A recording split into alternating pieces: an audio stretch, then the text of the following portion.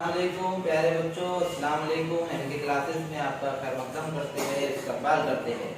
आज जमात सुवम सबक नंबर 2 आहा कितने किस्म के हैं जानवर, उसमें हम देखेंगे रेंगने वाले जानवर। रेंगने वाले जानवर गिरगिट, सांप, छिपकली। ये जो है रेंग कर चलते हैं, इनके जिस्म पर सपने पाए जाते हैं।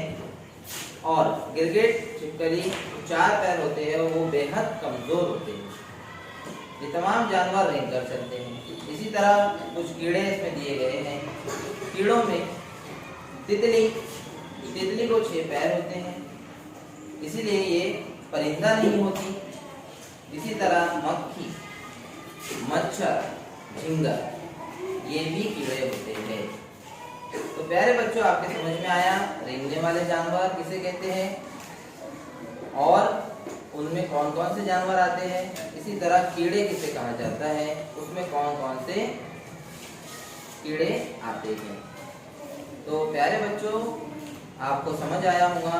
आज जमात सुवम माहौल का मुताला सबक नंबर 2 आहा कितने किस्म के हैं जानवर। इसी तरह का वीडियो कुछ और जानवरों के बारे में मालूमात हासिल करेंगे अगले वीडियो में। अस्सलाम वालेकुम।